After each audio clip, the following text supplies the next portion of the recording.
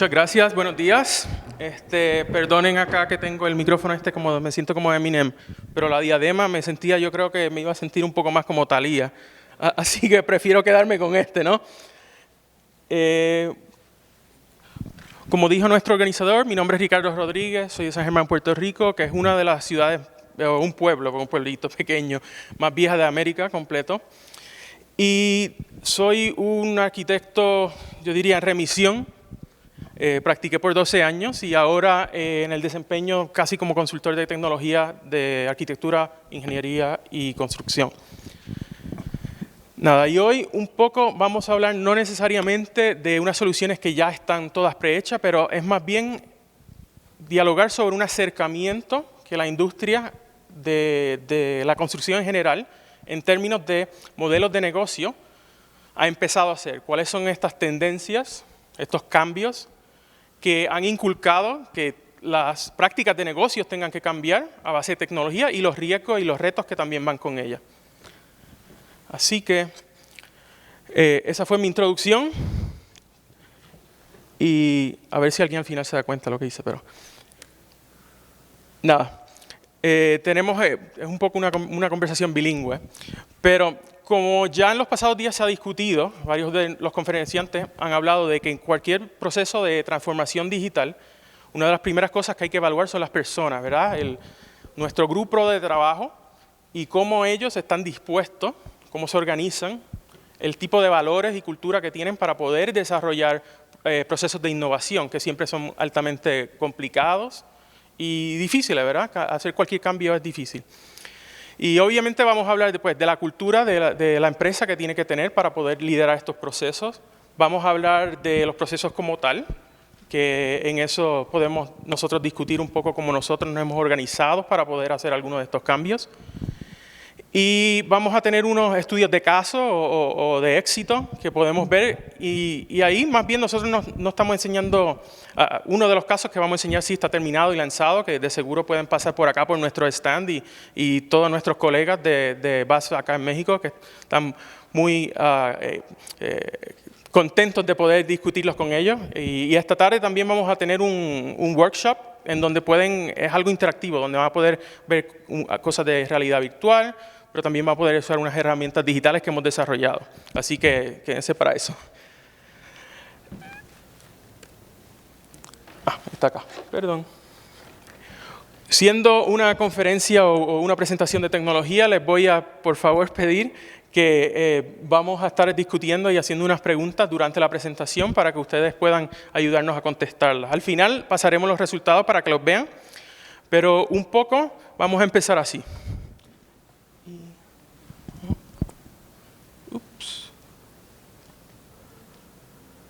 A ver si puedo darle acá a correr el vídeo y si no, me disculpan si no me sale esto, salir de la presentación.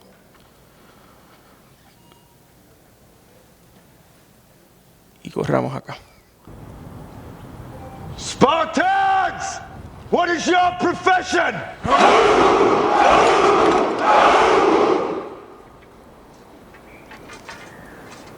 See, old friend, I brought more soldiers than you did. Bueno, ya yo le expliqué un poquito de quién soy yo. Nos interesaría también saber quiénes son ustedes y cuál es su rol en sus respectivas empresas o en su carrera. Y al final pasaremos eso. Usar el código QR es bastante fácil, no tienen que descargar nada. Lo apuntan con la cámara, los lleva a un cuestionario. Tenemos 2 o 3, los pueden hacer todos de una o al final, según la marcha. Pero yo creo que es importante pues, establecer un poco de contexto de quiénes somos en la audiencia y cómo vamos a discutir. En general, como hemos visto en los últimos días, estudiar o discutir un poco la historia de cómo la industria de la construcción ha desarrollado la documentación y los modelos de negocios para poder operar es importante. Yo sé que esto es un poco como que lo tomamos por sentado, pero tenemos que entender que en alrededor de 50, 60, incluso a lo mejor un poco más de años, la industria de la construcción, y entre ellas la arquitectura y la ingeniería como modelo de negocio no ha cambiado, casi en lo absoluto. Lo que se desarrolla, lo que se entrega para construir una obra, en general sigue siendo esbozado de la misma forma. Aunque siempre ha estado esta noción de que las intenciones del proyecto tienen que ser comunicadas a través de unos modelos representativos, ya sea dibujos o incluso como el ejemplo que vemos ahí de Gaudí con la Sagrada Familia, como una simulación, que además de hacer la simulación de la forma, también hacía la simulación de las cargas estructurales. Y obviamente mucho de lo que vamos a discutir, dado mi rol en la empresa, es sobre BIM. Eso es cierto, pero BIM no es algo nuevo, se conoce desde ya de los 80. Algunos conocerán que, por ejemplo, ArchiCAD, que es el competidor de Revit, una empresa de Hungría, uno de los primeros inversionistas fue Steve Jobs. Y ya se vislumbraba que eso se llama modelaje de objetos. Y eso no es natural, yo diría que la industria de la construcción, viene más de la industria de la manufactura y de la manufactura de autos. Como concepto ha existido mucho antes, pero no ha sido a lo mejor hasta la pasada década donde ha tomado un auge bastante fuerte. Y esta gráfica que vamos a discutir ahora fue algo que desarrolló, yo diría de una forma muy acertada, la compañía multinacional de arquitectura HOK, donde ellos identificaron, y cuando hicieron estudios de sus proyectos y los proyectos construidos, identificaron que por cada dólar que se gastaba en el desarrollo e implementación de BIM, eso equivalía y se traducía a $20 ya cuando estábamos hablando en el proceso de construcción. Eventualmente, para un dueño o un operador o administrador de edificios, eso representa unos $60 bajo su budget, su esquema, ¿verdad? Y de ahí que sale este término de BIM Bam Boom, que suena cómico, pero es fácil de recordar. Y en general, si hablamos del término así como sombrilla, que abraza todos estos tipos de pensamiento y metodología, es el VDC, el diseño virtual y construcción virtual. Una de las cosas de discutir, que esto pasa mucho, sobre todo cuando lo discutimos con contratistas, la gente piensa que BIM necesariamente es un modelo o un producto, o una forma de hacer algo. Y en general es una metodología. El BIM es una metodología de estructurar información y contenido de una forma digital, organizado para poder transferirlo y compartirlo, ¿verdad? Porque la colaboración es lo que está al centro de todo. Y esto es importante, ¿verdad? Porque al hablar de BIM como una metodología, permite al arquitecto, al ingeniero, los especificadores y las otras posiciones tomar algún tipo de influencia mucho más protagónica sobre las obras.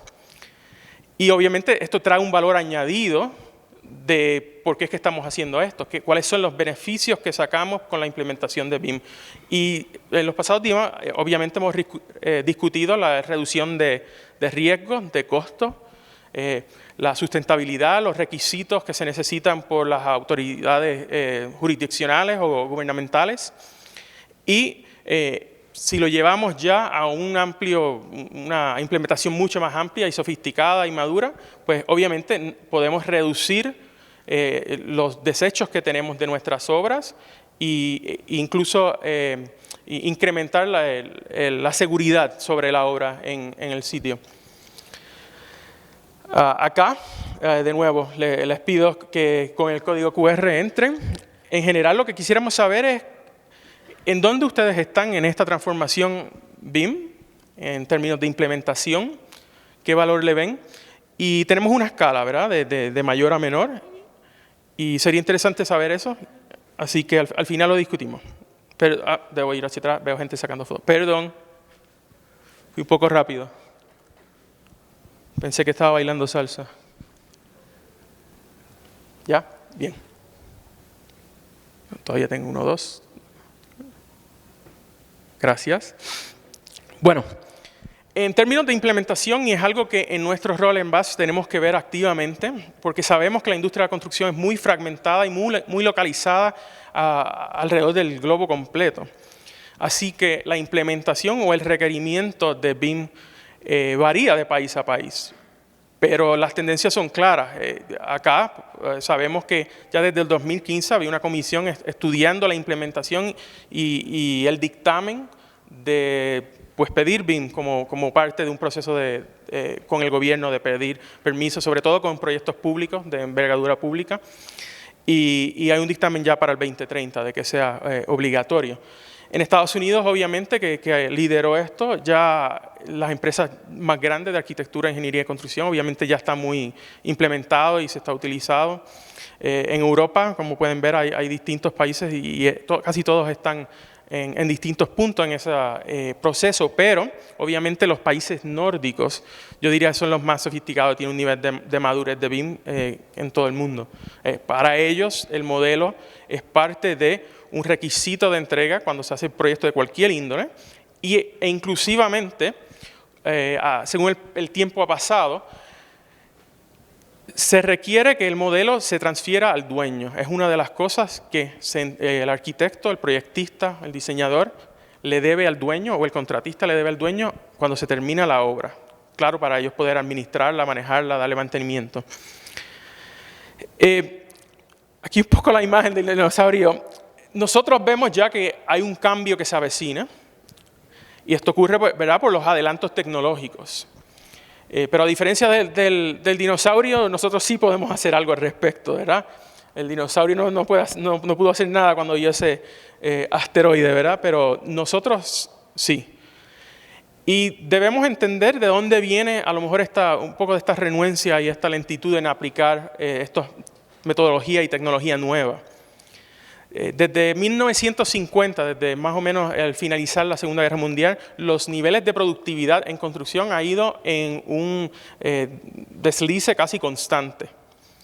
Eso se debe a una aplicación, implementación de tecnología bastante lenta, unos modelos de negocios anticuados, una forma de ver la relación entre sus distintas partes bien individual o como dijo uno de los panelistas el otro día, en secuencia, en vez de algo más colaborativo.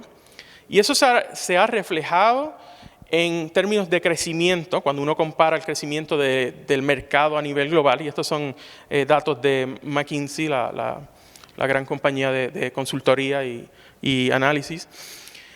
Cuando uno compara el mercado global versus el de construcción, vemos que hay un desfase bastante grande y eso también se transfiere a lo que se paga a la hora en general, ¿verdad?, alrededor del mundo. Pero como van a ver y como vamos a discutir, hay mucha información que nos dicen que estos cambios tienen unas razones y que a su vez tienen unas implicaciones para nuestra industria. Acá otro estudio de McKinsey, este estaba localizado en Estados Unidos, pero es un índice de digitalización por industria. Y no sé si ya lograron ver dónde está la industria de la construcción en esta matriz. Está acá abajo, penúltimo, justo por encima de agricultura y la casa. Obviamente eso no pinta un cuadro muy bonito. Pero yo creo que es importante saberlo, reconocerlo, porque así podemos establecer por lo menos procesos y proyectos en nuestras empresas para poder combatir eso. Las herramientas las tenemos. Y estas herramientas lo que proveen es que hay una alta democratización de las herramientas. Eso está ayudado porque la mayoría de la data que nosotros producimos hoy día es digital y hay quienes, ¿verdad?, han argumentado que el valor de la data supera el valor del petróleo ya por mucho. Creo que es un 300%.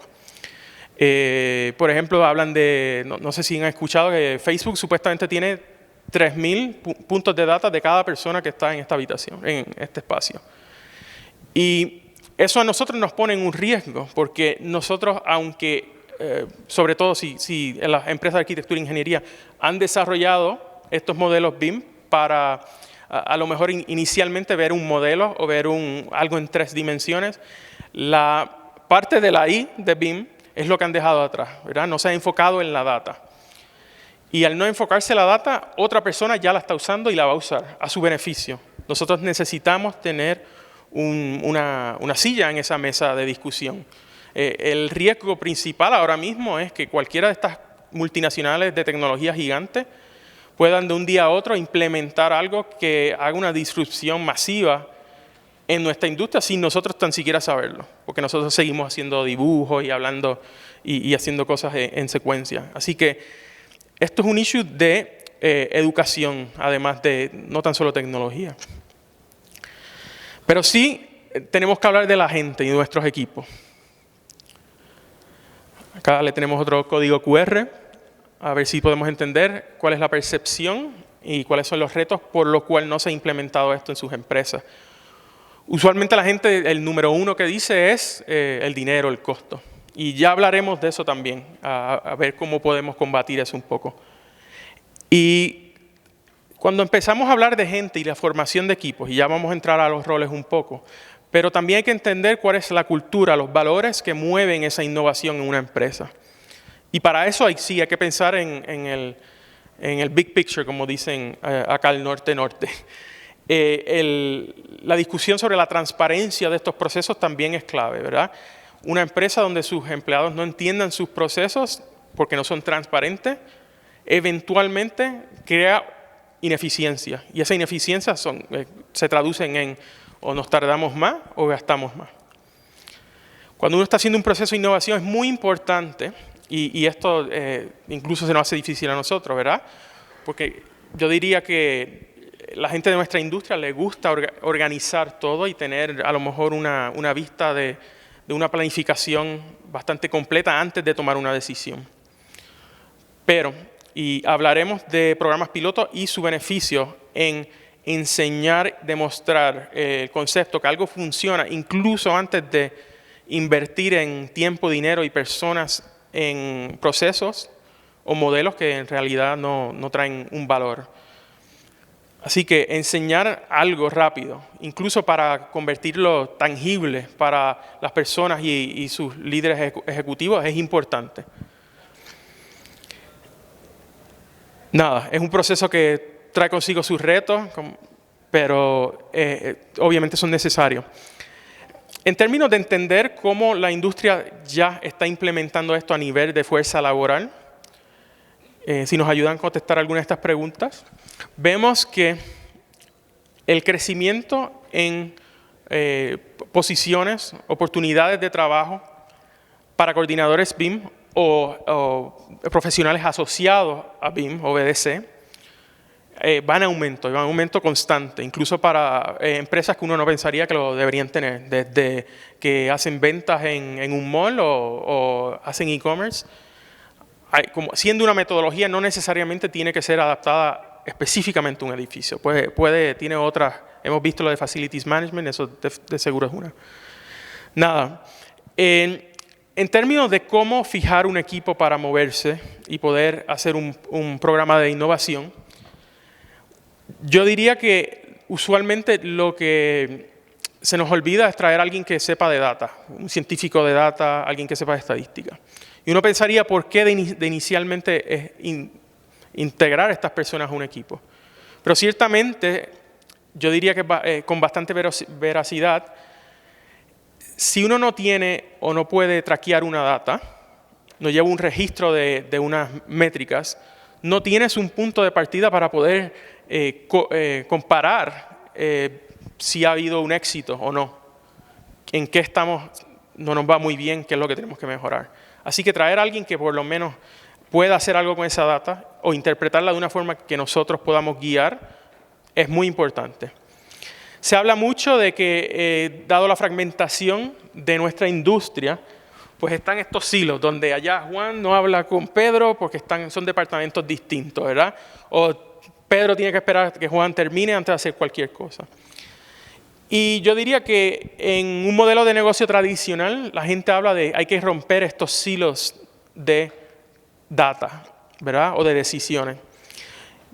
Cuando uno ve esto ya un poco más estudiando Lean Construction o Agile Construction, que son propiamente, de cierta forma, sacados de la industria de la tecnología en términos de metodología, ve que es mucho más importante establecer lazos, conexiones, accesos entre estos silos de data. Y eso pasa mucho en empresas que son bastante grandes, ¿verdad? Y hay que identificar quiénes son estas personas en la empresa, quienes están dispuestos a tirarse este cargo encima, ¿verdad? Y darle sencillamente la autonomía. Uno no puede traer a alguien, decirle, bueno, vamos a hacer esto, pero después le pones muchas trabas. Tienes que dejar que corran, ¿verdad?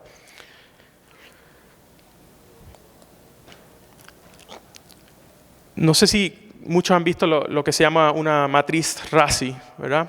Esto es una matriz en donde se identifica quién es responsable, quién es, no sé cómo se dice, accountable, a lo mejor supervisable, quién se consulta y quién se informa. Toda esta gente, cuando uno establece un proyecto, tienes que identificar cuáles son estas tareas que hay que hacer. Y estoy hablando más bien de esbozarlo a un nivel conceptual, cuáles son nuestros objetivos principales, quiénes están a cargo de hacer el trabajo, quién está a cargo de consultarlo, ¿verdad? Hay gente aquí que siempre va a ser el comité ejecutivo, que es el que toma las decisiones finales, que siempre se va a mantener informados, pero no son la gente tomando las riendas de hacer el trabajo. Pero entender esto de esta forma te deja plasmarlo como parte del plan. Todo esto lo que estoy diciendo básicamente es, hagan un acercamiento a un programa de innovación que sea similar a un acercamiento como harían una obra. O sea, vamos a tratar de hacer un plan. Y no tiene que ser, de hecho, muy complicado, pero tener estas partes bastante claras ayuda en la discusión, en la articulación y pues traer más gente en el mismo barco. Nada, hablando de gente, y otra razón por la cual esto es importante, la Universidad de Oxford en 2011 hizo un estudio en donde trató de identificar a través de varias industrias cuáles posiciones, cuáles roles, cuáles trabajos estarían más susceptibles al cambio de automatización. Básicamente, ¿a quién va a venir un robot y le va a quitar el trabajo? Eso es lo que a todo el mundo le preocupa. Y alguien hizo una aplicación en el web que todos pueden entrar, se llama willrobotstakemyjob.com, buscar ciertos empleos y te da un resultado. Ahora, obviamente está corriendo desde 2011, la información se actualiza porque la gente va y dice su empleo y su trabajo, así que tiene un insumo, ¿verdad? Es bastante dinámico. Cuando yo me doy a la tarea de poner arquitectos, por poner un ejemplo, pues te dice que solo tenemos 1.8% de probabilidad de que se cambie nuestro empleo, que seamos suplantados por una máquina. Y uno dice, bueno, estamos bien, ¿verdad? Estamos aquí, nos podemos sentar, darnos una margarita, un buen tequila, estamos bien. Pero cuando uno busca delineantes de construcción o delineantes de arquitectura civiles, el número es 52%. En muchos países del mundo, la delineación casi como profesión ya casi no existe en empresas así corporativas. Ya no los hay, ¿verdad? Sencillamente se busca a alguien recién graduado de estas diversas profesiones y se echa a trabajar. Mi argumento es que ese 52% lo que representa es la gente que está por entrar a la fuerza laboral, que recién se graduaron. Y que tenemos que, pues, eso ya representa un número muy grande de esa fuerza laboral que puede estar suplantada por automatización. Y eso yo creo que nos debe preocupar a todos. Las compañías de tecnología, como hemos visto, han podido optimizar esto en sus centros de distribución, ¿verdad? Pensando algo así como en Amazon, y no tienen ningún problema en hacer ese cambio, como nosotros nos daría mucho más problema. Tenemos también yo diría, unos ideales éticos por los cuales también no quisiéramos hacer alguna de estas cosas, pero tenemos que entenderlo. También me puse a verificar qué sería alguno de los trabajadores de la construcción, sobre todo los que están trabajando en concreto. El número es muy alto. Estos son la gente que está trabajando sobre la obra, la que hace nuestros proyectos y los espacios, ¿verdad? Los números son todos muy altos. Desde el tipo que está, ¿verdad?, haciendo su carpintería hasta el tipo que está trabajando con sus varillas. Todos estos tienen ahora mismo un potencial muy alto de ser suplantados. Pero no todo es tétrico, ¿verdad? No estoy aquí para decir, todavía no llega el Halloween. Si uno mira a los administradores de obra y mira a los supervisores de obra, el número es mucho más bajito. Y esto lo que hace es reforzar el argumento de que a medida que podemos capacitar a nuestros empleados más sobre las tecnologías emergentes, más va a ser su capacidad de no tan solo no perder su empleo, pero sino de ser más efectivo y hacer más. Vamos a poder hacer más con menos. Así que el problema de la educación y la capacitación tiene que ser algo que está en un plan de negocios de cada una de sus empresas como crítico a la supervivencia de la empresa como tal.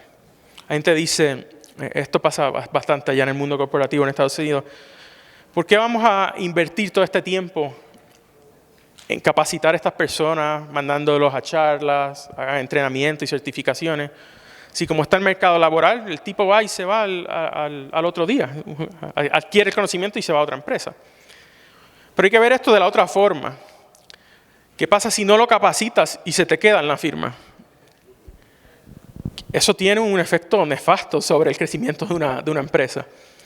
Así que es algo bastante importante. Ya moviéndonos a hablar de proceso, la pregunta número 1 cuando vamos a implementar algo en términos de tecnología o arrancar con un programa de innovación es cuánto va a costar y cuál va a ser el retorno que yo voy a tener sobre ese costo. Y esas son ciertamente preguntas importantes, ¿verdad? Y a veces son muy difíciles de cuantificar.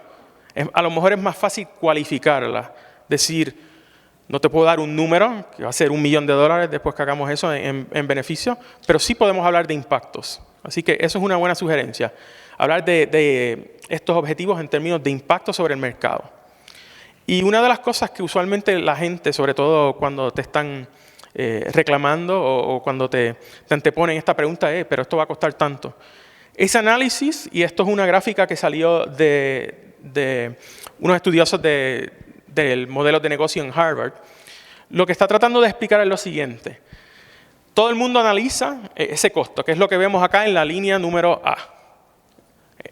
Implementar BIM, implementar algo de realidad virtual, tiene este costo, qué sé yo, $1 millón. Ups, un poquito para atrás.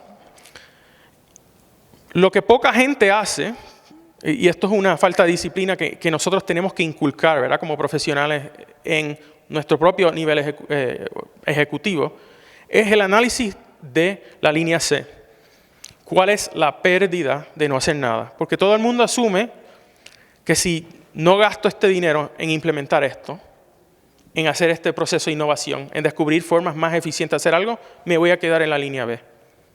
Todo va a ser estable, volvemos a la normalidad. Pero una pérdida en términos de presencia en el mercado, de reconocimiento, ¿verdad? De cuánto la gente sabe de su empresa y cuáles son los beneficios, ¿verdad? Básicamente esto es lo que dice, cuánto dinero estás dejando en la mesa por no hacer la implementación.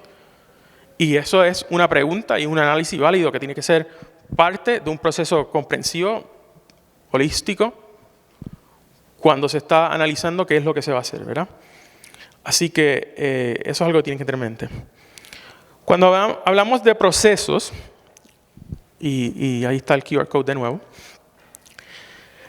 es muy importante identificar cuáles son los pasos, y esto nos pasa, yo diría que a casi todos, sobre todo en Latinoamérica y en Europa de cierta forma. La burocracia, hay gente que vive de ella. Si un proceso interno, y nos estamos enfocando en procesos internos, más que en producir un valor externo, hay un problema, hay una desfase brutal. Porque tus empleados, tus equipos, empiezan a, de cierta forma, ensimismarse. Esto no lo podemos hacer porque aquel u otro tiene otro departamento. Mire, al fin y al cabo, al cliente no le importa cuán complicado o fácil sea usted y cómo está organizado. Que si el nombre de esto o del otro cuadra. No importa. Hay que enfocarse en el valor al cliente. Y para eso sí, hay que sencillamente eliminar varios de estos pasos que han tenido a lo mejor un propósito. A lo mejor sirvieron un propósito en un mundo no digital, que todavía los traemos, lo hemos heredado. Y otra de las preguntas es como, mira, mi empresa es pequeña, ¿cómo yo puedo tan siquiera meter el pie en este mundo de la innovación y la tecnología o con arquitectura o tecnología emergente? Y ciertamente hay como 2 o 3 formas de hacer eso, ¿verdad? Uno puede conseguirse un buen socio que haga algo tangencial a uno como empresa o que tenga otras capacidades que uno no tiene. Muchas veces en empresas de arquitectura, ingeniería y construcción, la gente son bien resguardados sobre sus procesos. Todos piensan que hacen algo distinto que le da una diferencia competitiva sobre su competidor. Ya cuando uno va y habla con muchos de ellos, tú te das cuenta, mira, en realidad todo el mundo está haciendo más o menos lo mismo. tienen algunos distintos procesos, pero termina siendo un resultado bastante similar. Así que no tener ese miedo, quitar un poco esas trabas de asociarnos con gente que complemente nuestras prácticas es muy importante. Porque no todo el mundo va a poder dedicarle $250,000 a un equipo de R&D para que desarrollen algo de aquí a 5 años, ¿verdad? Ese no es el propósito.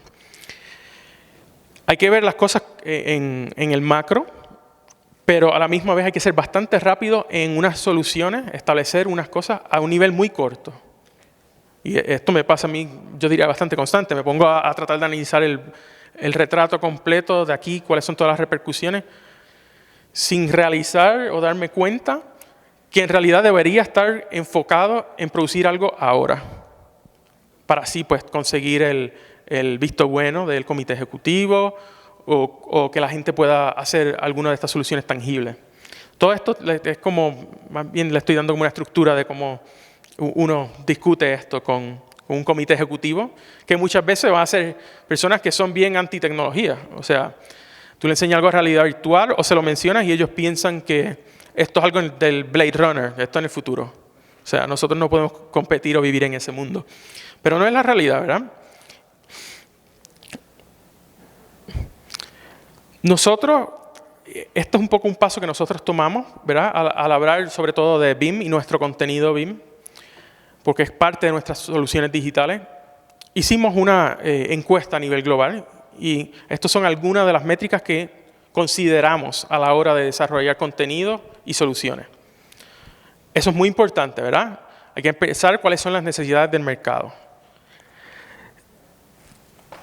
Se empieza ahí, pero después se desarrolla toda esta serie de documentos o estándares que gobiernan cómo va a ocurrir esto. Hay unos documentos internos que te dicen cómo es que vas a hacer las cosas y unos documentos externos que a lo mejor pueden ser algo más de marketing, pero también algunos son una promesa de garantía que al menos nosotros como manufactureros pues tenemos con nuestros clientes, ¿verdad? Alguno de estos, lo más probable es que todo, cuando uno está analizando esto a nivel global, pues tienes que mirar muchas de estas fuentes y referencias, estándares de distintos gobiernos, de distintas jurisdicciones. Así que nosotros hemos creado nuestra propia estructura, ¿verdad?, de estándares tanto internos como de algunos casos exitosos que hacemos externos, ¿verdad? Y eso es algo que ustedes también van a tener que identificar. De todo este proceso hay unos documentos que van a regular cómo ustedes hacen su trabajo interno y cómo lo comunica. Es muy fácil, a lo mejor, es mucho más fácil hablar de qué es lo que está haciendo, pero estos documentos también tienen que hablar del por qué. Y el por qué muchas veces es mucho más difícil, porque ahí entras en discusiones filosóficas, de ética, de qué es lo que quiere hacer la cultura de la compañía y esos valores para poder establecer un plan de futuro, pero ciertamente son necesarios. A la hora de nosotros movernos, adelantar sobre una de estas soluciones, y vamos a enseñar una que otra un poco ya al final, resulta importante establecer un proceso bastante rápido de hacer estos programas pilotos. Y cuando uno escucha a la gente hablar de programas pilotos, pensamos que siempre son cosas o complicadas o qué sé yo. Aquí, más bien lo que quería era demostrarle y compartir que no todos los programas pilotos son igual, ¿verdad? Se puede probar el concepto de una forma muy fácil y rápida. Se puede hacer un prototipo y se puede hacer lo que se llama un MVP, ¿verdad? ¿Cuál es el producto mínimo viable que se puede tirar al mercado? Ese es el que se tira al mercado, ese es el que se lanza. Los otros dos anteriores, si su empresa le dice, mira, no tenemos tanto dinero para hacer esto, ahora o tiempo. Pueden ser preguntas y condiciones legítimas, ¿verdad? Hay unas fuerzas que operan sobre el mercado. Pero hacer una prueba del concepto a un nivel muy, muy rápido ayuda muchísimo. No siempre hay que hacerlo todo. Muchas de estas cosas, perdón, yo lo di hacia atrás, que sé que estaban copiando. Muchas de estas cosas se construyen una sobre otra. Como ven esta metodología, no sé si han tenido la oportunidad de ver cómo se hace software development, aquí hay muchos paralelos. Y es porque nosotros creemos que hay que pensar más así que como hemos estado pensando hasta ahora. Aquí, esto es como una sopa de letras. En Esta gráfica complicada tratamos de ser súper resumido. Estamos súper simplificando algo que es muy complicado. Pero lo que quiero decir con esto es que se ha hecho un estudio y un pensamiento de todo el proceso desde que alguien desarrolla o quiere un producto hasta que eso se le da mantenimiento. Ustedes tendrán su propia versión de esto, de cómo opera su práctica y cómo se transfiere información en cada uno de estos pasos. En los pasados días hemos escuchado del Common Data Environment y de los Digital Twins y todo eso, ¿verdad? Y ciertamente esas cosas son importantes, pero no son necesariamente la base de todo. Sabemos que tenemos un problema de que hay formatos y la data puede estar en distintos tipos de formatos. Nada, con eso se lo digo, es nuestra super simplificación. Acá ahora voy a ir un poco rápido, ya estamos llegando al final, a enseñarles un poco de nuestras herramientas. Y acá, en realidad, prefiero enseñarles las otras, ¿verdad? Pero aquí estamos hablando de estas herramientas y estas soluciones, ¿verdad? Tienen que ser algo que es bastante simple, no le quiere añadir más complicaciones al proceso, ¿verdad? Tienen que ser modulares, casi todo ahora mismo se lanza en la nube, ¿verdad? Para que la gente no tenga que descargar cosas. No asumir que uno es el primero que se inventa algo, a lo mejor alguien ya se lo inventó y está disponible como una suscripción de $4 al mes y usted está haciendo este desarrollo que le costó $20,000 porque no hizo un poco de investigación en Google. Como queda poco tiempo no voy a entrar en esto y sé que otros panelistas anteriormente lo han compartido, pero estas son las tecnologías emergentes, ¿verdad? Si quieren lo pueden copiar o tirarle una foto, pero en general son 9 tendencias bajo las cuales están muchas de las cosas que nosotros hablamos como soluciones de tecnología, que si el 3D printing, que si los drones, que si realidad virtual o aumentada, todas estas caen bajo algo. Nosotros vamos a hablar y enseñarle unos ejemplos rápidos con realidad virtual, que son los que se conocen como interfaces hápticos, y háptico en verdad lo que significa es de los senses, los sentidos. Perdón. Estas, obviamente, todas se pueden combinar. Esto sería otro que es bueno compartir, ¿verdad? Estas tendencias, cuando las combinan, desarrollan metodologías que podemos usar. Inspecciones automáticas de código, contratos inteligentes. Mucha gente habla de blockchain en términos de el cryptocurrency, ¿verdad? En términos de Bitcoin. Pero la tecnología detrás del blockchain puede ser utilizada para validar y autenticar documentos de construcción. No existe una razón, además de que no queremos, porque ya hay formas de hacerlo, por la cual nosotros no podamos tener en alguno de nuestros dibujos un código QR que le diga a alguien que te lleve a un dibujo de ensamblaje o que te diga cómo hacer algo. Esto es un poco de por qué hacemos realidad virtual y realidad aumentada rápido, o de por qué lo priorizamos, ¿verdad? Gartner, que tira esta gráfica, la tira todos los años, un estudio del nivel de madurez de la tecnología emergente. Y vemos que la realidad virtual y aumentada y BCBIM están bastante más al frente que muchas de las otras cosas. Y en ese término ahí medio es donde ya se empieza a desarrollar valor. Hay un issue generacional en todo esto, hablamos de eso un poco, pero la gente ciertamente de generaciones más jóvenes van a querer tener acceso a esta tecnología mucho más rápido y para ellos el implementarla, usarla, aprender cómo se trabaja en ella va a ser mucho más fácil que para nosotros. Y eso es importante entenderlo, ¿verdad? Porque gente piensa que robots y ese tipo de cosas en el futuro, pero no necesariamente hay gente que lo puede ir haciendo ahora. Y nada, por último los dejo con esto. Este es el OPT, que es uno de los workshops que nuestros compañeros van a estar dando esta tarde. Algunos yo sé que han ya pasado a ver el ejemplo en el stand, que te lleva desde la selección de un producto, de los requisitos, hasta el objeto BIM, e incluso eventualmente hasta la realidad virtual, ¿verdad? Y ya estas cuestiones de instalación, educación remota a través de realidad virtual se puede hacer un poco más después. Pero tenemos otros estudios de caso aquí que estamos discutiendo, evaluando.